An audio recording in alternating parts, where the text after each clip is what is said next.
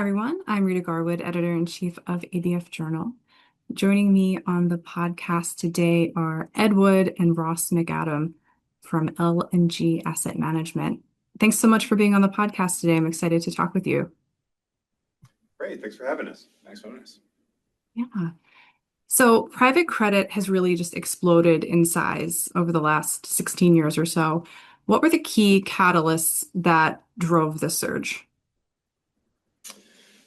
Yeah, I think, excuse me, I think private credit has really exploded. And when we think about the market, a lot of that growth has been in the leveraged loan, direct lending part of that market. And you've seen a lot of changes sort of post GFC, post Basel III, where the banks have really pulled back from that market, and there's been a need for a number of different types of institutions to come in and sort of fill that gap. And so you've seen a lot of growth throughout that part of the market. Where you've seen other institutions coming in and replacing kind of where banks used to really be the dominant lender to a lot of these companies. And as part of that, you've seen a lot of different institutions come in with a lot of different types of financial structures. And so, banks have historically had a single product that they lent to most of their clients and most of their customers. And when you see various types of funds come in, they're able to offer solutions that look a lot different than what the banks had done. So they're offering a lot more flexibility to whether it's to private equity firms or to family-owned companies that provide them with a lot of different solutions. The part market that we're in really is the investment grade part of that market, and that market has been really growing as well. And it has been growing based on the demand for insurance companies to really expand the portfolio of investments that they're looking to invest in. You've seen a lot of money come into the insurance marketplace. You've seen other lenders, particularly pension funds, starting to get into similar types of investments, and so you've seen a lot of demand for the product grow. Meanwhile, you've seen a lot of companies looking to expand their financing base. So a lot of companies which have historically borrowed from banks, even some of the higher quality companies, are looking for new sources of capital. And insurance companies in the private market has been able to provide that capital at a much longer duration than a bank's willing to lend, and a much different structures than the banks have been willing to lend in. So you've seen a lot of transformation in the market over the last, call it 10, 15 years. You've seen a lot of different types of investments come in the market too, whereas it used to be really heavily focused on corporate issuers. We're now seeing a lot more in the project finance part of the market, and a lot more in the asset-backed part of the market. And so you've seen the types of investments that the lenders are willing to make has changed. And so at the same time, you've seen the issuers who are looking for those types of investments have really looked to diversify. Anything else that you would add to that?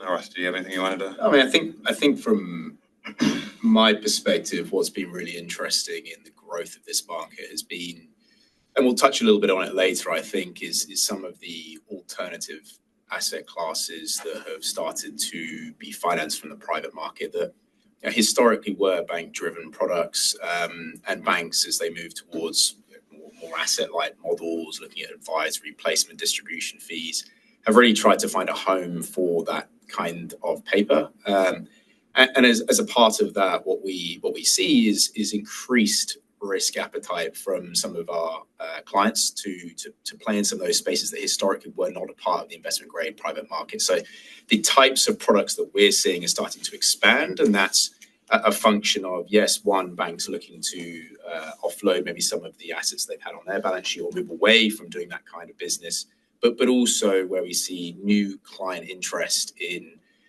what are still relatively safe and stable investments. And I think that's one of the core components of our market is it's still investment grade, it's still safe, but where there's still an enhanced yield premium that can be generated, whether it's through some structure, whether it's through some scarcity, illiquidity, that really does support the needs of what those underlying clients are trying to achieve.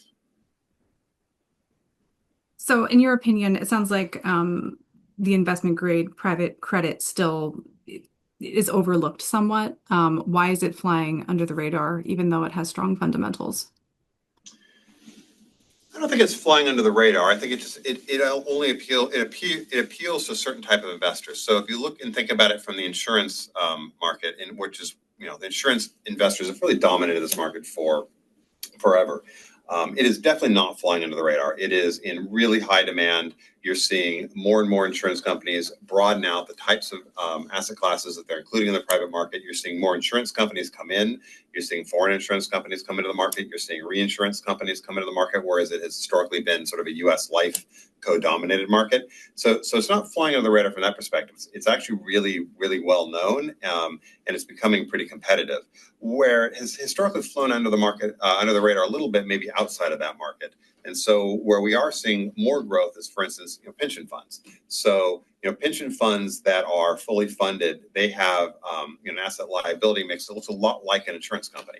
And a lot of those pension funds are thinking, well, how do I get a little bit of excess return while keeping my assets and liabilities matched and keeping a relatively safe investment profile. And this is one of those asset classes that delivers that. And they're starting to look more like insurance companies and some of those fully funded pension funds. Now, when you think about pension funds that are less well funded and are really looking for return-seeking assets, this type of asset class doesn't really meet that. They're really looking at private equity. They're looking at mezz debt. They're looking at other much riskier asset classes to try to generate more income. And I think that's the same thing you tend to see in some of the other parts of the institutional world and high net worth individuals. They tend to be looking for yieldier assets. And so, this really does tend to be a bit of a niche in the investment grade part of the market, just because the return profile is better than you would see in a public investment grade bond, but it's not going to be as good as you'll get in the high yield market, and certainly not as good as you're going to get in the direct lending market from a gross yield perspective. But from a risk adjusted return perspective, particularly if you're a regulated investor like an insurance company, it looks really good. And so I think the reason I think a lot of people think it's been flying under the radar for so long is really just because it's just not very well known. But in the parts of the market where it is well known, it has been growing pretty significantly, and there's been a real increase in demand for the product. When you think about the market, one of the things I think we had talked about earlier was, and it always sort of comes up, is there's obviously a lot of demand from insurance companies and others for any asset that can yield a little bit higher, provide a little higher yield at the same risk level. One thing that always comes up is, well, why do issuers issue in the market? And I think it really falls into sort of three different categories. When we think about the market, the biggest category historically has been privately held companies. Privately held companies don't have a lot of options when you have an investment grade profile company. You're not going to issue in the public bond market because you don't have access if you're not going to be publicly listed. You can stay in the bank market, but the bank market is not. It's going to be a floating rate, relatively short-term market. 3 to 5 year type term loans. If you want term debt, your only real choice is to issue in the private placement market, and that's the only place you can really maintain the confidentiality that a private company looks to maintain. The other big issuer in the market is foreign companies. If you're a foreign company and you want to raise U.S. dollar capital, and you don't have access to the U.S. public bond market because you're not an SEC filer, your options are pretty limited. You can go into the Eurodollar market in London, but that market tends to be very volatile. Or you can come into the private market in the U.S. And so you see a lot of foreign companies issuing U.S. dollar debt into the private market in the U.S. And then the third real category of issuers in the market is companies that do, in theory, have access to the public bond market that are public issuers. However, they want to issue something different. The public bond market is the best market in the world if you're going to issue a benchmark bond at 5, 7, 10, 30 years.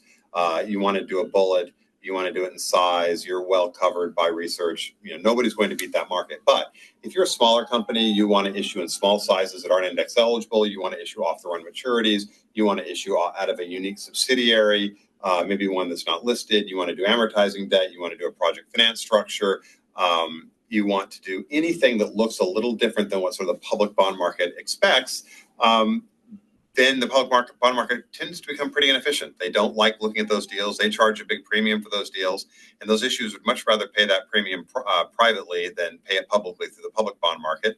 And oftentimes we can even potentially do better than they can do in some of those highly structured deals, just because we have the expertise to look at a lot of those highly structured deals in a way that a lot of the investors who folks on the public bond market don't. I mean, the public bond market desks tend to be built for scale, right? They're built to do lots of volume quickly.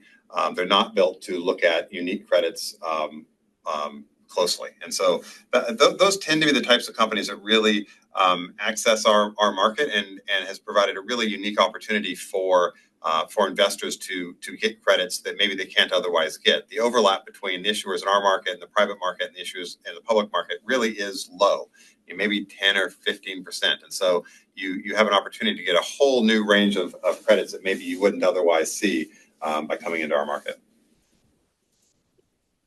So in a recent article, you mentioned a complexity premium. Can you walk us through what that means for investors in investment grade private credit? Is that what you were just alluding to when you talked about how some of those deals are a little bit more complicated than others? I think that's right. Historically, people refer to liquidity premiums, and we don't really like to think about it as liquidity premiums because the reality is sort of twofold. One is the market's not as illiquid as people think it is. What ends up happening is it's illiquid because there's no one selling. So because these assets get bought by insurance companies, get put on the balance sheet with no intention to ever sell them, if you are a buyer in the market and you want to buy something in a secondary, it's pretty tough because nobody's selling. If you're a seller and you want to sell into that market, it's actually relatively easy because there are a lot of buyers. And so it tends to be a one-sided liquid market. And so, it's great for those of us who hold the positions. We know we can sell them if we need to. It's not good for just sort of two-way liquidity. And so when people think about liquid markets and there's not a lot of trading in it, they sort of assume it's really illiquid. And the truth is it's not. And it tends to perform really well even through cycles, even when the public bond market tends to seize up because of, various news or events. The private market tends to kind of keep moving along and you can tend to get trades away in both directions. And so we don't really think about it as illiquid. And I think it's also true that insurance companies, when they think about their own liquidity, they're never going to need liquidity through 100% of the portfolio anyway. So, the bottom 30% is never getting sold. So the value of that liquidity, frankly, is pretty low anyway. And so when we think about kind of why we earn premiums in the market, we really think about it as a complexity premium.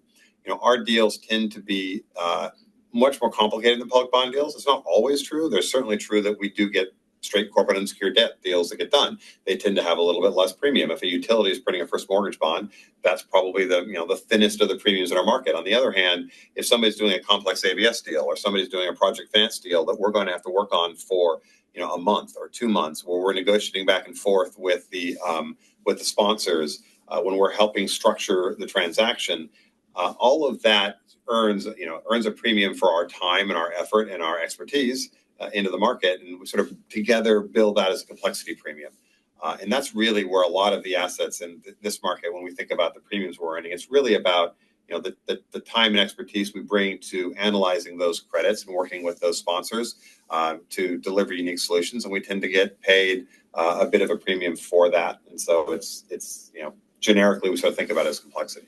And maybe just adding on to that point and tying it back to Ed's previous point, there are examples of deals we worked on where through that diligence process, through that legal analysis, through that structural complexity that we've had to understand and underwrite and really get ourselves comfortable with, we are able to then convince ourselves that actually maybe by virtue of structure, the risk profile is very much akin to something that's available in the public market. But because of that work and we get paid that meaningful premium, we're actually delivering a product that's equivalent in risk profile to what our clients can buy in the public market, but at a 60, 70, 80 basis point plus premium to what actually they would be able to buy by taking that risk profile outside. There are examples of those types of transactions that we worked on many times over where purely as a result of the work, the effort, the diligence, but there's obviously an inducement that borrower is trying to pay to us to do that work to be able to get it, that had they gone to the public market, let's say there are examples where this has happened, bond investors don't have the time, they don't have the bandwidth to be able to go and do all of that work that we've had to be able to do. And so the only lever that borrower has is price. And so they end up with a worse deal in the public market than they would have had in the private market had they spent the time with us that still looks on a risk-adjusted basis, very attractive return for our clients. So after the Silicon Valley Bank collapse, we saw a lot of banks pulling back from lending. How has that reshaped the landscape for private credit issuers and for lenders alike? I think from our perspective, there is a limited capacity that banks have to support certain issuers or certain sectors. And that's a story that's been going on right back since the financial crisis. And as Ed mentioned, Dodd-Frank and Basel III capital requirements that have certainly made it less attractive for banks to support the market in the way they used to do. However, I still think they will have a very core role to play from a lending perspective, and we'll see that with traditional relationships. Both Ed and I are former bankers, so we used to see this in our old lives, where for certain relationships they'll continue support with balance sheet, but often what that is with a view to another revenue stream, whether that's a distribution fee, an advisory fee, or some other form of asset-light revenue that can come alongside the lending support. So we expect that they'll still be there. We expect they'll continue to support where they have strategic goals to do so with strategic partners. But what they'll use is increasingly so the institutional, the private markets to really offload a lot of those assets in structures that make sense for the types of investors in the investment grade private market that are looking to deploy. So we partner a lot with the banks, especially in the US. I used to work in the European private markets, and it was a little bit more disintermediated in the way that they did business. But certainly in the States, there's a lot of arranger involvement, a lot of working alongside banks and partnering with banks to actually support the financing needs of their clients, and doing it in a way that makes sense for the bank, it makes sense for the institutional investor, and obviously the borrower as well. So it's a solutions-orientated market, given the direct negotiations we have through banks or directly with borrowers that allow us to partner with banks, partner with borrowers to create solutions for our clients. And we have seen, I think, in the alternative space in particular, as opposed to simply buying transactions where banks are intermediating on behalf of a third-party issuer, we have increasingly been working directly with banks to look at risks on their balance sheet and find solutions to help them where they've got too much credit exposure to specific positions or to portfolios of positions, where we can potentially work with them to offload that risk directly from their balance sheet, between us and the bank, as opposed to between us and the underlying company. So from an investor perspective, how do investors assess the risk in IG private credit versus public bonds, especially when transparency and liquidity vary among all of the different options? Sure, no, it's a good question. I think at a very basic level, the beauty of the US markets in particular, certainly driven by NSE regulation, is that most of the investments that we look at in the investment grade private market are rated. And that allows immediately for a sense of comparison versus what is available in the public market.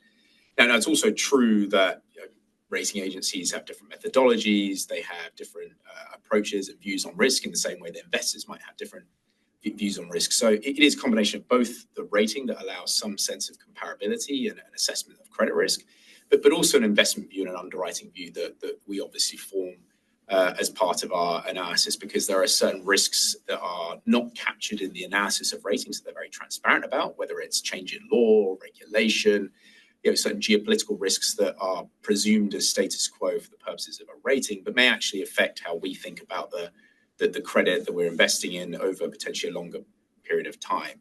And so I think it is that combination of the two work streams, giving one, I suppose, ultimate investors comfort that what we collectively do as an asset manager and what the market is doing has some sense of oversight from a third party, but at the same time, the track record of our performance and those of peers to deliver value for clients, deliver credit stability by taking very good investment views on potentially some of those risks that are not captured within a rating assessment. I think you can do that on both sides. One, to identify risks that are inherent in a credit that are not captured by rating, but equally to identify potentially areas where a rating is overly conservative that might actually lead to outperformance in the future. So it goes both ways, and we talk about it in our world. And I know our head portfolio manager is a big proponent of this, which is to think about risk return. A rating is great, but what is the risk we're actually taking, and do we feel we're getting compensated for that risk? So that's really, I suppose, a mantra that has grown within our organization over recent years, particularly as more structured and alternative and esoteric products have started to come through the private markets. and we were talking about this earlier, there's a lot more, there's a lot broader range of methodologies available today from rating agencies. It used to be, the big three would have their, handful of standard methodologies they would apply to either to the corporate world or the ABS world. But today, the range of those methodologies and the range of asset classes that are covered by them really has increased. And it's increased in the alternatives world, in the ABS world, it's increased in the project finance world in particular. Lots of different structures now come through various rating methodologies. And that's really allowed for a real kind of increase in the breadth of investments that are available to, particularly to insurance companies where, the rating is one piece of our analysis when we're doing the underwriting, but it's very important to the insurance company because that's how they're determining capital. So you've got sort of a capital adjusted view of that risk as well, or we'll take a view of the underwriting of the underlying risk and how we view the rating. But the capital is set by the rating. And so we have to think about it from a sort of after capital risk return profile. And that's something that all insurance companies think about. And when we think about transparency, I think one thing that's really sort of important to note is, we actually think of the market as pretty transparent from our perspective when we're underwriting transactions. I mean, the minimum level of transparency we're going to get will be sort of what the public market gets from a public issuer. But in most cases, we're getting quite a bit more. We're getting more time with the management team. We're getting more information and research from the companies that we're investing in, particularly when they're private, and we're getting more access. And so a lot of times we actually feel like we get a better sense of the underlying credit that we're underwriting than maybe a public bond investor might get in the public bond market, where they are kind of beholden to what they say publicly, and that's kind of all they can say. So when it comes to risk, what role do stronger covenant packages play in managing downside risk in this asset class?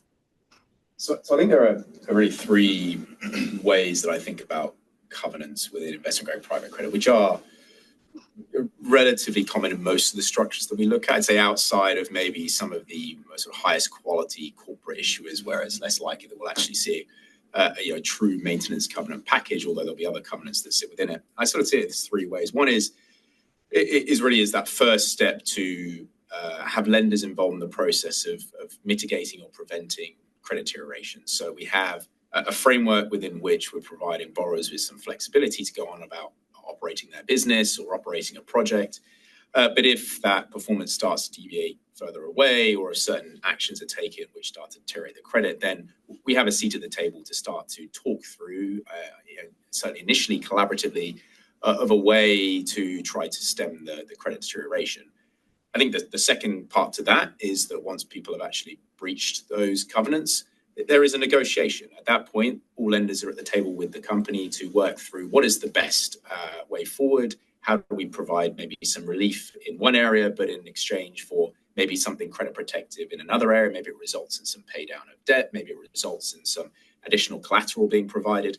There are ways that give lenders the opportunity to try to prevent the further deterioration of that credit through the use of those covenants is, I suppose, an opportunity to really rethink about the credit that we're lending to, and rethink the structure that was previously suitable but may not be suitable anymore. And I think then finally, as we think about covenant packages, it allows us to also potentially rethink the economics from a risk perspective. Sometimes when we lend to a credit, we take a view on the risk, and the risk may actually deteriorate away from that, which then changes the risk from where we initially went in. And so having a covenant package allows us to rethink the debt structure, rethink the economics, which potentially provides an opportunity for some outsized return if ultimately a credit does recover back to where initially we lent to that borrower. So there are multiple ways in which covenants, whether it's maintenance covenants from a financial ratio perspective, leverage, interest coverage, debt service coverage, whether it's limitations on liens, whether it's restrictions on business, that really ensure that what we're actually lending to stays as we intended through the life of the loan. And if it doesn't, then we're all there at the table to negotiate the outcome thereafter. I think that's right. If you're an insurance company, one of the things insurance companies have always historically avoided was kind of weak investment grade credits, because those credits expose them to potential, serious capital implications if they were to fall below investment grade. But if you can wrap a good covenant package around those credits where you're protected and you can control the downside risk of dropping below investment grade or enhance your return if it does drop below investment grade to offset those increased capital charges, suddenly that part of the market becomes a lot more appealing than it might have otherwise been. And so those covenants can really change your view of the risk return profile. And they really give a company the opportunity to signal to the market that they're going to behave in a certain way. They in some ways tie their hands and force them to behave conservatively, particularly through the downside of a cycle, because they don't want to violate those covenants. And then, if they do or they get close to them, then they're going to have to come to us and they give us as lenders some control over the company's behaviors if things continue to weaken further. And so that they serve a really, I think, important purpose in improving the overall returns that we're going to see in our portfolio. So in the same article that I mentioned earlier, you referenced the global industrial renaissance, which included data centers, AI infrastructure, renewables. How is investment grade private credit playing a role in financing these sectors? It's actually been happening for some time. So if I think back to my days working in Europe, where we started at L&G investing in private credit within the renewable sector back in the early 2010s. There's been a long program and history of subsidized support of renewables, and certainly within the UK, we provided a lot of financing to feed-in tariff-backed solar in the early 2010s, which then led into offshore wind farm financing with contracts for difference at the back end of the last decade, and that has continued to expand within the L&G universe into continental Europe and obviously here in the US, and we will see that continuing, subject to the availability of those assets, because insurance companies, as we've mentioned before, are a natural home for some of the long-dated opportunities that come out, particularly within the renewable sector, given the 30-plus year useful asset life of certainly some of the renewable assets that are currently in the market. So we expect that will continue to be a core part of the investment-grade project finance universe. And then if we switch over to digital infrastructure, which again has a history in Europe of predominantly some investment-grade financing, but gradually moving its way through into more investment-grade markets as new fiber networks ramp up or new data centers complete. We're seeing the same thing here in the US, and that has been a significant source of capital, use of capital, I would say, from the banking side in the last few years, as they really financed the construction of a number of data centers, new fiber rollout, that then has been looking for, again, an off-ramp into the institutional markets to free up capacity of banks to go and support their sponsor relations in the financing of, say, a new data center or a new build-out from, say, a fiber point of view. So we've seen in the private markets, in the same way we've seen in some public markets, the use of securitized, so asset-backed securitizations that are backed by single or multiple data centers or by fiber networks where cash flow streams and assets are securitized to the benefit of lenders. That has been a core part of the institutional financing of these types of assets, and frankly, there's only one way it's going, given the pace of investment in that space. But also, what's quite unique about it is the interaction between, I would say, predominantly the private market, where lots of our peers within banks or at sponsors are trying to find solutions and ways and structures that make sense for insurance capital and for other clients, where they can use other avenues for financing. Because what we have seen is a little bit of pressure, say, in the public markets and some of these esoteric markets, which have just become a little bit full. People have got a little bit tired of the sort of constant flow of these types of names, that they've taken a little bit of a break, and maybe pricing isn't as attractive as it could be. So they've been using other alternatives, and we've seen now project finance solutions on data centers where there's releasing risk being taken. We've seen the same thing in fiber, and we expect the same will continue going forward, and potentially for new solutions that haven't even yet been devised. So it's a really interesting ecosystem, because there's this big problem of how do we finance all of this new digital infrastructure, and how do we do it in a way that gives a good outcome for both borrower and investor alike. So I think it will be something that will continue to evolve, and I suspect that private markets will be at the forefront of it. You mentioned earlier that asset-based finance and alternative cash flow streams are entering the mix. Where do you see the most exciting growth in non-traditional IG private credit? Yeah, it's a good question. You're at the forefront of that right now. Yeah, it's the market that I spend my time covering, and it's fascinating because there is something new all the time that somebody wants to get your opinion on, wants to see whether it's something that could work for our clients. But I will say, sort of taking a step back, this is something that we have done, that the market has done for a long time. I think what's starting to happen is that the use case has been expanded into new areas on a much larger scale.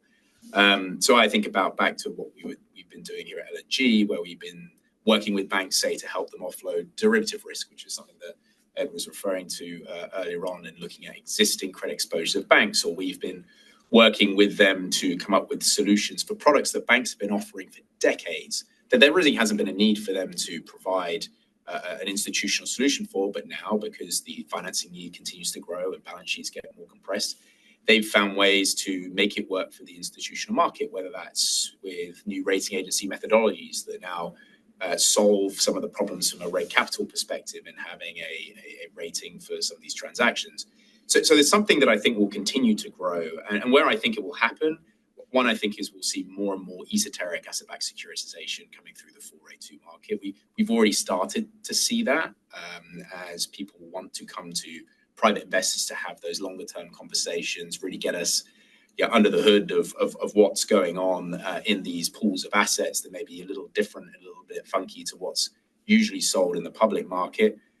We've seen things like music royalties, for example, have become a common area of financing. We've seen structured settlements. We've seen digital infra, as we were talking about. And I think there are lots of other asset classes which are very much peripheral that will start to look at the 482 market as a great place to potentially finance their needs. The other area I think has really grown is fund finance.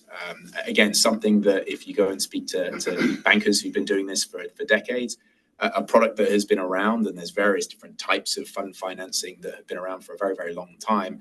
But what we're seeing is, again, more structured solutions tailored towards insurance companies and investment-grade private lenders that repackage some of the existing assets that have been, say, within private equity portfolios. There's slowdown M&A, private equity sponsor under pressure to release capital to LPs.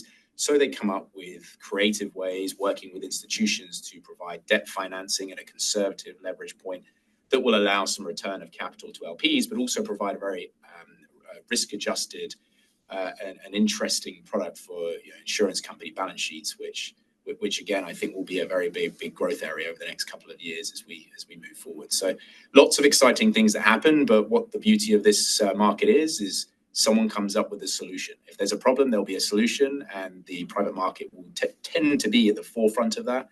And then eventually that will become more mainstream, and potentially that ultimately flows down to public markets over time.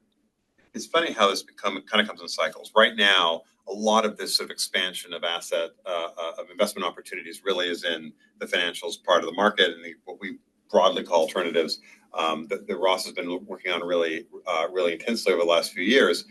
10 to 20 years ago, we had the same type of expansion in the project finance part of the market, where you saw a lot of financing and new financial structures going into the development of LNG, going into the development of first of gas generation when there was gas generation through project finance, and then eventually through renewables, where we saw renewables really exploding, both wind and solar. Now, actually, a little bit into batteries and into offshore, but it's interesting. Over sort of 10 to 20 years ago, this same dynamic was happening in the energy sector and in project finance, and then it sort of moved into the public-private partnerships and the P3 part of the market, and now it's kind of moving into alternatives. But the market is constantly seeking places for new opportunities to make investments, and it does tend to go into cycles where an asset class becomes really exciting to a whole bunch of people, and a bunch of new solutions are created within that asset class. Then it kind of moves on to the next asset class. And we've seen that over the last 20 years, that there's a kind of a constant sort of expansion of the market, of a market that was maybe 30 years ago predominantly corporate issuers.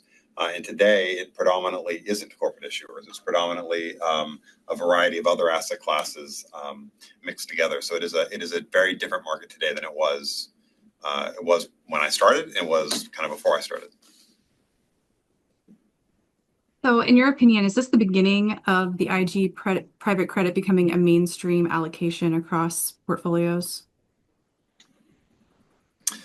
I think it will increasingly become more mainstream. It is already a mainstream allocation across insurance company portfolios. It is starting to make inroads into pension portfolios. I still think it's ultimately because of the kind of the regulations around who can buy it. There are restrictions around its ability to grow a bit. There have been conversations about can it be packaged into a retail product. But it is mostly an institutional product today. It is still niche in the sense that the investment grade market provides a premium return, but maybe not enough of a premium return for a high net worth individual or for a high yield fund. So it does sort of have it has a maybe relatively narrow path that it sits in, but it is definitely becoming it is becoming a more interesting product to a broader group of people. And I do think you're going to see it become mainstream. Might be going a bit far, but it will become certainly, I think, a much more common product in portfolios, particularly institutional portfolios. And the last question I had for you, if you had to bust one myth about private credit, what would it be? I think the one we're always faced with, because we spend a lot of times with clients, kind of talking to different clients about this product and how it might fit in the portfolio. And the one that sort of we constantly face is a sort of misunderstanding of what private credit is when we're thinking about it from an investment grade perspective. People get really focused on the risks associated with direct lending and leverage in the leveraged loan market. And the reality is, the product, the asset class that we're talking about is a very different asset class. The investment grade asset class has been around a very long time. It has a really strong track record of performance of low losses, of lots of protections in the form of covenants that give you a chance to go in and both make excess return and also protect your downside risk. And so I think when people think about the asset class, they think about a much riskier product than the one that we are generally investing in. And that's always a big education for us, is educating clients on the part of the market that we're investing in really is an investment grade market. It has a different risk and return profile than the direct lending market. And I think that's always been one of those interesting conversations when we go in to talk to clients. That's probably the first part of the conversation, is really talking about this part of the market, how it differs maybe than the they think of as their core private credit holdings, and kind of why it has a place in the market and why it fits well in most of these portfolios. Well, thank you both for being on the podcast today. Any final thoughts from either of you as we wrap this up? Probably only to say I think it's a fascinating marketplace. It's an area where I think we can certainly add as an asset manager a lot of value to our clients as we use our expertise to create product that shows a great risk-adjusted return, and I expect that that's going to continue going forward. So it's a great place to be as an individual working, but it's also fantastic to see what can be generated for clients in terms of risk-adjusted return relative to other markets that are out there. Yeah, I think the reason I got involved in the market is because it's constantly evolving. We're always able to see new and interesting investments. We don't really get kind of pigeonholed into one thing. We are generalists in some ways, but we're also able to see a whole bunch of new opportunities, new asset classes, new structures, new investments. It's constantly changing, and I think that makes it really interesting. It gives us a lot of opportunities, and I think it's one of the reasons that the market has been really interesting to insurance companies and other institutional investors over the long term. Right. Well, thank you both so much for talking with me today. I appreciate it. Yeah, you're very welcome. Thanks very much for having us. Thank you. Thanks.